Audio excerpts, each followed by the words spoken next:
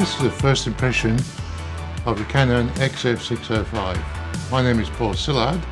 I received my camera 2 days ago, having waited for it on pre-order for a couple of months. Now, really stoked to have it. I'm not an expert, but I did read the 200-page manual and understood most of it, and I at least remember where I can look things up when I need to. I bought the camera with my own money, and this is completely unsponsored, but I just wanted to give some feedback and my impressions on using the camera for a couple of days. I don't believe in repeating the specs or unboxing. I mean, you open the box and there it is. It's not that difficult, and the specs are available widely across the internet. I'm going to tell you about a couple of things which I was disappointed with. They're not showstoppers, just very minor, but worth knowing before you buy, and how you can save a ton of money after you bought it, and what I recommend as accessories. Of course, all these viewpoints are my own, and yours may very well be different, but it might help you a little bit. So this camera is, first of all, absolutely wonderful, and I recommend it without real reservations. Is that if it's in the budget, I think it is unparalleled. However, a couple of things which I find surprising that it didn't include. First one is it has 2 memory card slots, but I couldn't find any way to copy a file from one to the other in camera.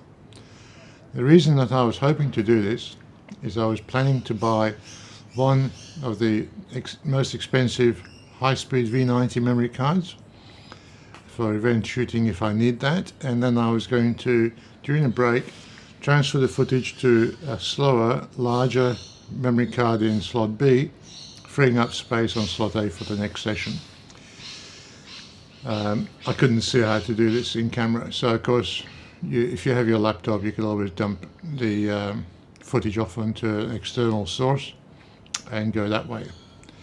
Other things which I was surprised, it's got very nice audio preamps, XLR input, fantastic, but to my surprise it doesn't have an audio limiter or an audio compressor function, both of which would be ideal if you're in a changing run and gun environment. So those are the only things which I would say I was disappointed with. Everything else I am absolutely stoked. The picture quality, the sound quality, the usability, portability, size, all just ideal in my humble opinion. Now, how you can save a ton of money? That's on memory cards.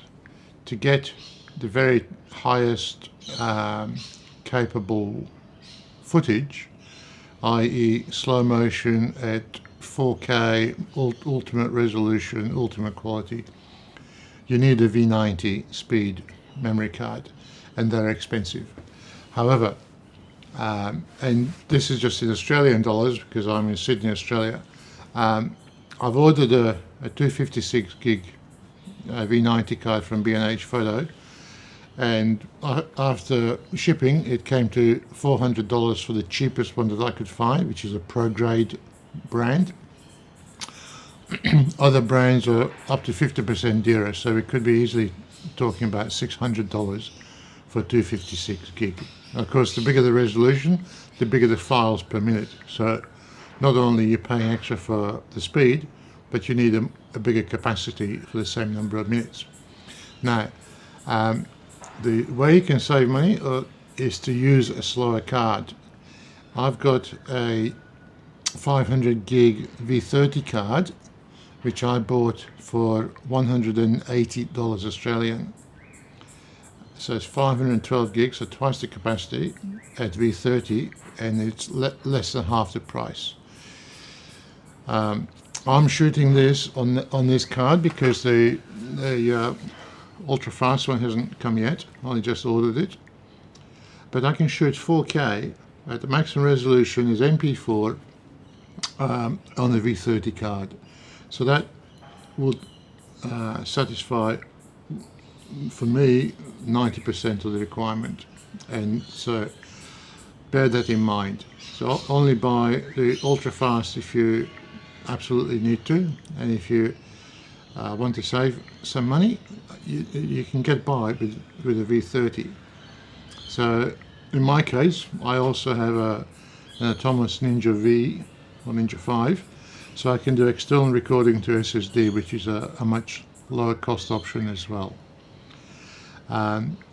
So I can record, I will be able to record to the V90 for short bursts of slow motion at 4K in an action situation, a sports situation.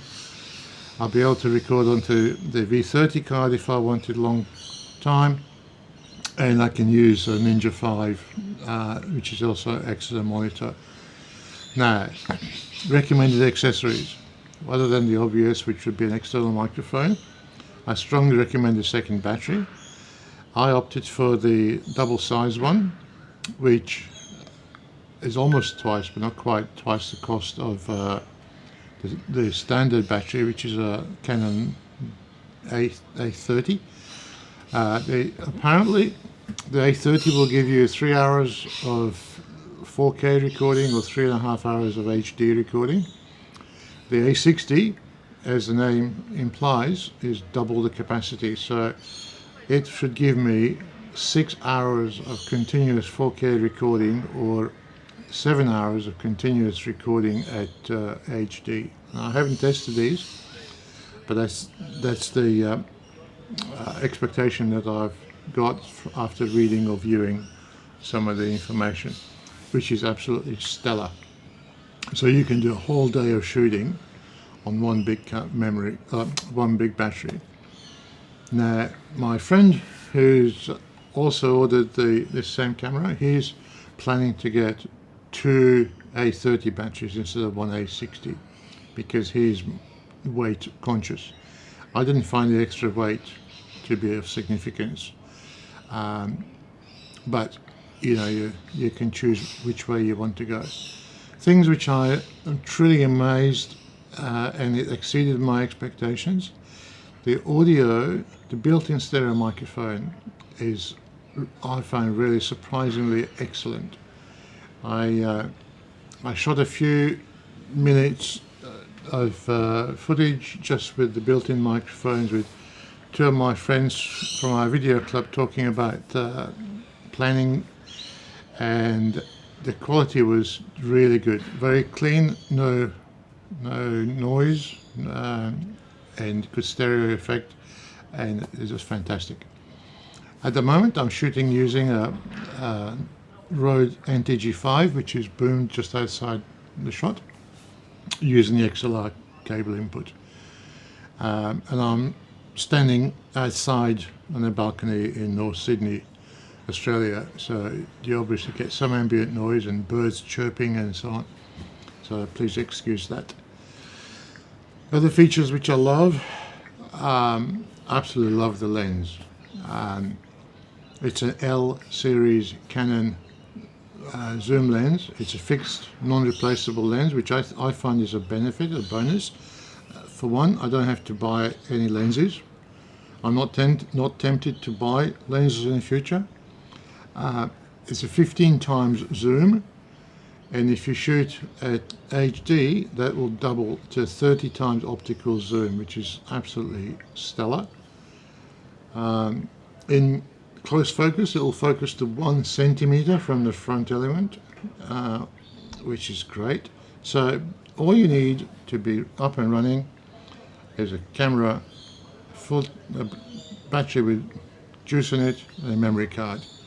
And then of course you can add tripod and external mic, and then, you know, external things. But in terms of run and gun, you can just take this out of the box and start shooting something. It's an ideal camera to have maybe in your car on the trip, in case you see a newsworthy situation. You can just pull it out and away you go.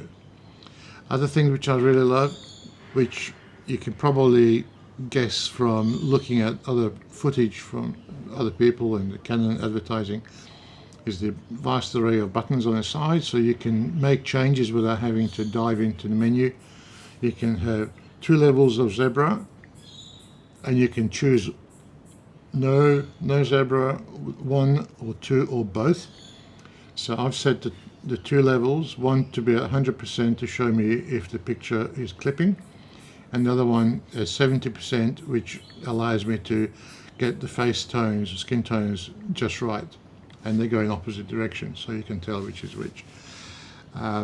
White balance, you got 3 white balance settings, so and automatic, of course, so you can preset the white balance for outdoors and indoors and just switch between them. If you wanted to do some sort of cinematic shots and you decided that you wanted to have a daylight white balance to show tungsten light looking sort of yellow or fluorescent light looking green, that some directors have done in movies, you can just flick the switch, very quick and easy. It's got a single button that says auto everything, so again, run and gun, pull out the box, make sure it's on auto, bang, you can go. You can turn that off, of course, and you can go manual focus, and there's we call it back button focus, but the button is not at the back, but basically you can press the button, it will focus on where you want, you let go, will lock focus and not move. It's got excellent tracking, which I shall explore further, but eye tracking, face tracking, object tracking, all top spec. The automatic iris, again, you can press the momentarily auto exposure button, it will set the iris to whatever is required, and you let go, it will lock the setting. So as you're panning and you look to your picture includes a brighter background or a ceiling light or something, it won't change unless you have it on fully automatic, which of course is great. Typical cinema lens features is parafocal, so you can zoom in and then zoom out and it will stay focused. The iris, of course, is stepless, so you can just close it and open it without any of the pesky clicks that my mirrorless camera does.